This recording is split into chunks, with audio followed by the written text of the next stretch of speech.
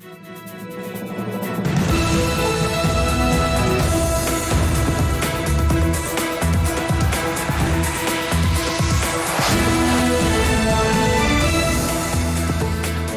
good evening. This is TV7 Israel News broadcast to you from Jerusalem, and in today's top stories. The IDF concludes Operation Lot, as part of which it constructed a natural barrier aimed at thwarting illegal entry into Israel. AIEA Director General Rafael Grossi concludes a visit to Iran, where he attained agreements in which Tehran once again pledges to cooperate with the agency. Prime Minister Beniamin Netanyahu rebukes the AIEA Director General over his remarks, claiming that a strike on Iran's nuclear infrastructure would be deemed illegal under international law. Joint efforts to curtail Palestinian terror elements in Judea, Samaria, and the Jordan Valley from executing attacks against Israelis unceasingly persists in full force. As part of Operation Wavebreaker, IDF, ISA, Shin Bet, and Border Police Special Operations units conducted extensive counter-terror activities, which included successful arrests of 29 suspected terror operatives over the weekend. During the operational activity, exchanges of fire were reported, including 2 cases in which Palestinian militants opened fire toward operational Israeli forces who responded with live fire. Thankfully, no injuries were reported. Meanwhile, the IDF announced that it concluded Operation Lot, as part of which a physical barrier was erected in the Judean desert to provide for yet another layer of defense for the State of Israel, a substantive obstacle aimed at thwarting terror elements from penetrating Israeli territory emanating from Judea, Samaria, and the Jordan Valley.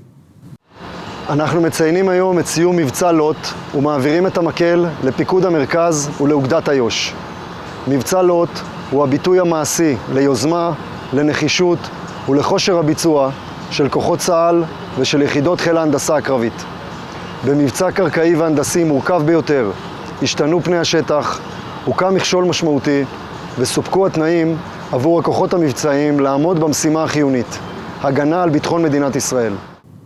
The newly dug security barrier has already yielded results, with over 150 vehicles and more than 600 suspects successfully apprehended, while they attempted to illegally cross the barrier into Israeli territory.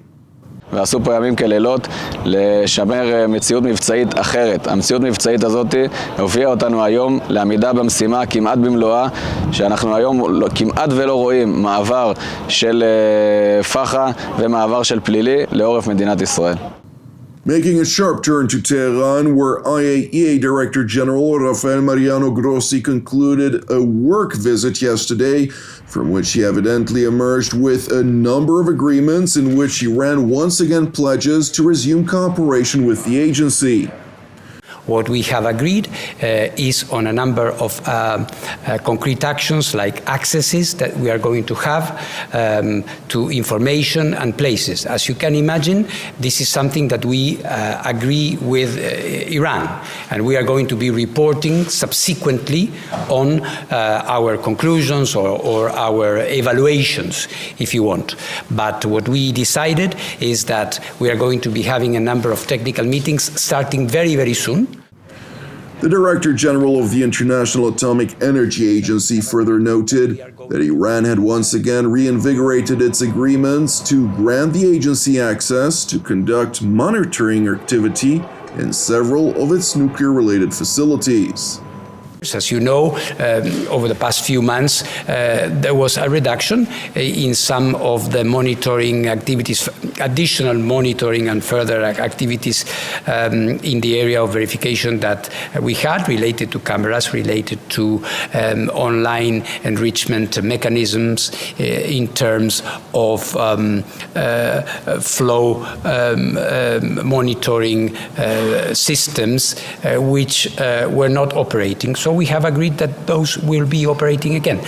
We have put a tourniquet on the bleeding of information and lack of continuity of knowledge we had. So now we can start working again, reconstructing these baselines of information. And these are not words, this is very concrete. And this was a deficit we had, which we have agreed with Iran that is going to be redressed. It is important to highlight that the Islamic Republic systematically invites the IAEA Director General to visit Iran ahead of looming meetings of the agency's Board of Governors. And while these visits have repeatedly helped Iran evade resolutions censoring its nuclear-related breaches, time and again, the Ayatollah regime subsequently failed to follow up on its own commitments. Nevertheless, the IAEA Director General, who's been unrelenting in efforts to gain technically credible answers over nuclear particles that were uncovered from undeclared locations in Iran, is now also working to convince the Islamic Republic to provide the agency answers about particles which were enriched at near weapons-grade purity levels. And the process has been long, I must say. I have not hidden that for us it has been too long.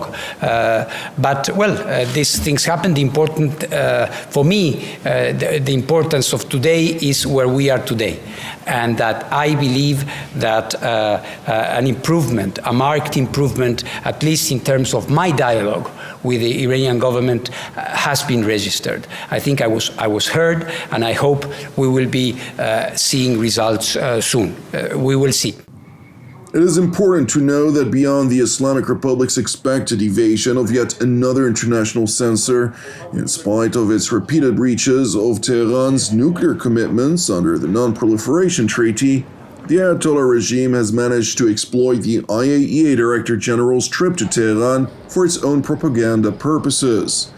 While its repeated and unabashed calls for the annihilation of the State of Israel and clear activities indicating its pursuit of weapons of mass destruction, regime-controlled media have seized the opportunity to ask Grossi about his view regarding the legality of a plausibly looming kinetic strike against Iran's nuclear installations. So, and here I don't see any discrepancy. I think any attack, any military attack on a nuclear facility is outlaw, is out of the normative structures that we all abide by, and we certainly hope, if you allow me to say, that we are going to be able to protect the nuclear power plant which is under threat now, which is Zaporizhia. But this is valid and applicable to every nuclear facility in the world. In response to these remarks, Israeli Prime Minister Beniamin Netanyahu, during his weekly cabinet meeting here in Jerusalem, rebuked the IAEA Director General for his unworthy statement. יושב ראש הסוכנות הבינלאומית רפאל גרוסי, הסוכנות הבינלאומית לאנרגיה אטומית, סבא, אמר עכשיו בטהרן שתקיפה ישראלית על מתקני הגרעין האיראנים זה מחוץ לחוק. רפאל גרוסי הוא אדם ראוי שאמר אמירה בלתי ראויה. מחוץ לאיזה חוק? האם מותר לאיראן שקוראת באופן גלוי להשמדתנו לארגן את כלי המשחית שישמידו אותנו? האם אסור לנו להגן על עצמנו? ברור שמותר לנו, וברור שאנחנו עושים זאת. ואנחנו עושים זאת בדיונים ובפעולות מסביב לשעון שאני כמובן לא אפרט כאן. אני אומר את זה משום ששום דבר לא ימנע מאיתנו להגן על מדינתנו ולמנוע מהצוררים לחסל את מדינת היהודים. Netanyahu went on to remark on the eve of the Jewish holiday of Purim that the Persian attempt to annihilate the Jewish people, as is chronicled in the biblical scroll of Esther, failed to fulfill their evil schemes in the past, as will be the case also in the present. אנחנו ערב חג פורים, לפני 2500 שנה, קם לו צורר אחר בפרס שביקש להשמיד את היהודים. הם לא הצליחו אז, הם לא יצליחו גם היום. אני מאחל לעם ישראל כולו חג פורים שמח ובטוח. It is important to know that Israel is working tirelessly for the purpose of clarifying to the international community the very real threat which emanates from the Islamic Republic of Iran. Among others, Israeli Foreign Minister Eli Cohen met with his Lithuanian counterpart Gabrielius Landsbergis last week, during which the latter informed his guest that Vilnius will support Jerusalem's plight to designate the Islamic Revolutionary Guards Corps on the European Union's list of terrorist organizations.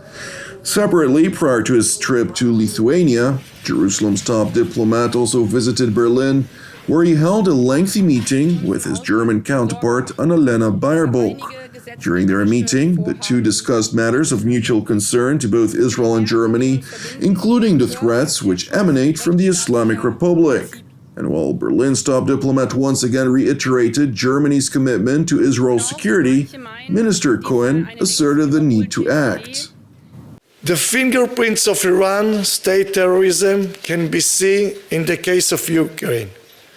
The Iranian regime is no longer just a regional problem, but also a problem to Europe and to the world as one. The only way to put a stop to the Iranian nuclear race is through diplomatic and economic pressure. The international community cannot ever accept a nuclear Iran and must force Iranians to return to the full compliance with the international law and the AIEA. This is the time when I speak here in front of Europe and particularly in front of Germany. This is the time to take steps. This is the time to do actions to prevent Iran to achieve a nuclear weapon. Thank you for watching TV7 Israel News. I would like to encourage you, pray for our persecuted brothers and sisters worldwide, as well as for the peace of Jerusalem and salvation of Israel. I'm Jonathan Hessen wishing you a Shavua Mevorach, and God willing, we'll see you again tomorrow at the same time.